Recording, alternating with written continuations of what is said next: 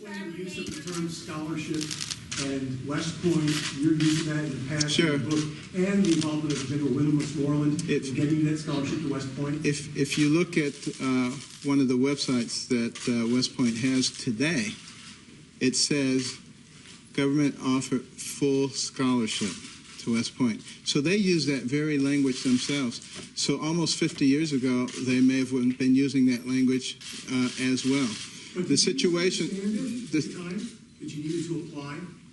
No, it didn't go to that extent because they were very impressed with what I had done. I had become the city executive officer in less time than anybody else had ever done that. And they were saying, you would be a tremendous addition to the military, and we can get you into West Point with a full scholarship. And I simply said, I want to be a doctor. I really appreciate it. I'm very flattered. And I moved on. So it didn't go on any further than that. To what extent do you believe your West Point account is relevant to the public's assessment of you as a presidential candidate? I don't think it's relevant at all, but I think what it shows, and these kinds of things show, is that there is a desperation on behalf of some to try to find a way to tarnish me because they have been looking through everything. They have been talking to everybody I've ever known, everybody I've ever seen. There's got to be a scandal. There's got to be some nurse he's having an affair with. There's got to be something. They are getting desperate. So next week, it'll be my kindergarten teacher who said I peed in my pants. I mean, it's just ridiculous. But it's okay because I totally expect it. Can you tell us, just clarify your meeting with General Westmoreland? When was this and what was talked about? Well, I was invited to a number of events because of my position. There was, this is almost 50 years ago, but there was a lot of excitement about some Congressional Medal of Honor winners, at least one of which was from Detroit.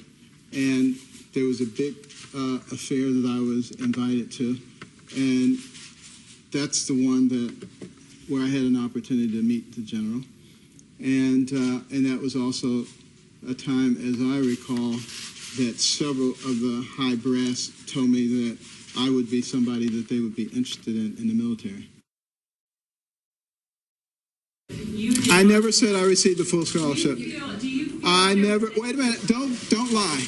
I never said that I received a full scholarship. Nowhere did I say that. There have been reports today is what I'm trying to say. Politico, as you know, told a bold-faced lie. They've been called out on that by the Washington Post and by the New York Times, and I'm sure there'll be several others who will call them out on that because there are actually some people with integrity in your business. What I'm trying to get You just told me that you got a scholarship offer. You just said that. No, she said that I got a scholarship. I never said I got a scholarship. So I had people who said yes, that I could get a scholarship to West Point, and I told them that I wasn't interested, that I was going to pursue medicine.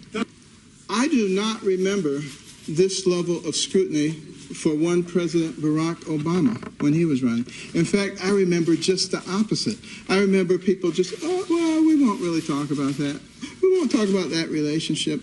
Well, Frank Marshall Davis, well, we don't want to talk about that. Bernadine Dorn, Bill Ayers, he didn't really know him. All the things that Jeremiah Wright was saying, not a big problem. Goes to Occidental College, doesn't do all that well, and somehow ends up at Columbia University. Well, I don't know. His records are sealed. Why is his record sealed? Why are you guys not interested in why his records are sealed? Why are you not interested in that? Let me ask that. Can somebody tell me why? Why do please? You think they are? I'm asking you why it's sealed. Why? No, don't change it. I'm asking you, will someone tell me, please, why you have not investigated that? I want to know. Why are you raising it? Why? Because I want to know. You should want to know, too. The president, wait a minute. Hold on 1 minute. 1 second here. Now, you're saying that something that happened with the words, a scholarship was offered, is a big deal, but the President of the United States, his academic records being sealed is not. Tell me, wait a minute. Tell me how there's equivalency there. It doesn't matter where it is. Tell me how. That is a silly argument. Tell me how there's equivalence there. Tell me how there is equivalence there. Tell me somebody, please, because you see, What you're not going to find with me is somebody who's just going to sit back and let you be completely unfair without letting the American people know what's going on. And the American people are waking up to your games. This is simply an attempt to smear and to deflect the argument to something else, something that we've seen many, many times before. And I never use the true names of people in books, to protect the innocent. That's something that people have done for decades, for centuries. That's something that's commonly done. The person that I tried to stab, I talked to today, said would they want to be revealed. They were not anxious to be revealed. And it was a close relative of mine. And I didn't want to put their lives under the spotlight. This is something that I've decided to do. None of those people decided that they wanted to do this, and the media is ruthless. So, I would say to the people of America, do you think I'm a pathological liar like CNN does? In particular, you talk about how you overcame what you called your pathological anger, which you describe as a disease, and that's interesting to hear from your medical point of view. And you have several examples of what you did in your past. You say you punched a classmate in the forehead while holding a metal lock in your hand. His name was Jerry. You almost hit your mom with a hammer over a pair of pants, I believe, that you didn't like. You threw a rock at a neighborhood kid, you say, breaking his glasses, smashing his nose. Then in the most violent episode, you say that when you were 14, you almost killed your friend Bob with a camping knife. You tried to stab him in the stomach for changing the radio station. Now, as you know, CNN has been trying to find people who were involved in these incidents or witnessed these. They've tried to find Jerry. And tell me what makes you think that you're going to find those specific people. Tell me how your methodology works, because I don't understand it. Okay. How you go and talk to people primarily who knew me in high school, who don't know anything about, for instance, the lock situation that occurred at Wilson Junior High School. I don't understand how talking to people who knew me, particularly after the time that I had become a much more calm person, how does that corroborate the story that I'm lying about this? Yeah, I want to know what the methodology is there. Oh, okay. I'm happy to explain what Maeve Rustin has explained to us. She and another reporter went back and did talk to your elementary school friends as well as your junior high school friends. I believe it's all laid out actually on CNN.com. I saw your article. I didn't see any elementary school friends there. They say This is a bunch of lies. This is what it is. It's a bunch of lies attempting to say that I'm lying about my history. I think it's pathetic. And basically what the media does is they try to get you distracted with all of this stuff so that you don't talk about the things that are important, because we have so many important things. And, I'm not proud of the fact that I had these rage episodes, but I am proud of the fact that I was able to get over them. Look, of course. And my message has been that you can escape from that kind of anger. Yes, and, people are resonating with that Some of the victims were members of my family. I understand that. I will not let them be victimized again by the media.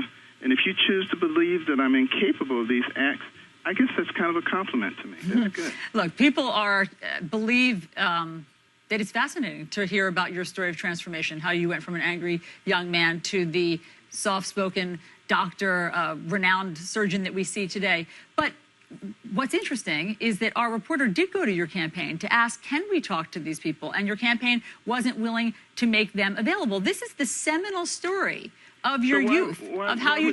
Why can't we talk to them? Victimize these people by exposing them to you. How is it victimizing them by saying, tell us more about this story? We're interested. The story is well documented. If you choose not to believe it, if it doesn't fit the narrative that you want, that's fine, okay? Let's let the American people decide. But Dr. Carson, your story has changed. For instance, first you say that Bob was your close friend who you almost killed. And then yesterday you said, well, actually, his name wasn't Bob. I changed the names. And that's fine. People do that all the time, Dr. Carson, in their memoirs. I changed names throughout all the books, even of patients, because unless I have specific permission from them to use their names, that's an inappropriate thing to do. Of course. And people change the names in their memoirs all the time, but they note that. They note that at the beginning if they say that fictitious names are going to be used. But nevertheless, then you changed it to say that he was not actually your close friend. He was a family member. So he was a family member. Okay. And, I really don't want to expose him further. Talk to him. He would prefer to stay out of the media. And I think I want to respect that. What I really want to do is help people, American people, although they seem to understand it a lot already, that one of the tactics that is used by you guys in the media, particularly when someone is doing very well, is let's find a way to get them distracted and get all the people distracted so that we can get away from the real issues. And I'm simply not going to allow that to occur. Look, Dr. Carson, I know you call this tactics. It's called vetting in politics. You know it well, just from the short time that you've been involved in vetting campaigns. Is that what was done with the current president? Is that what you guys did with him? Yes, as a matter of fact. No, you did not.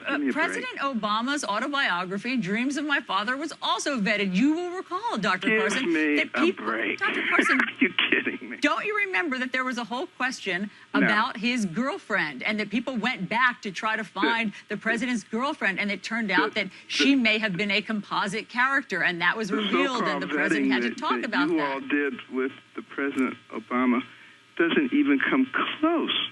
Doesn't even come close to what you guys are trying to do in my case.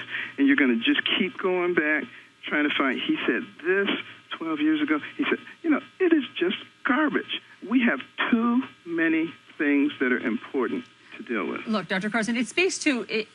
Obviously, it's an interesting story, and it is the seminal story of your youth, which is why people are interested. But mostly, it is about vetting, and it is trying to find out if candidates are fact-based and if they can be trusted and if they're telling the truth. So you've done your job, okay? Kudos.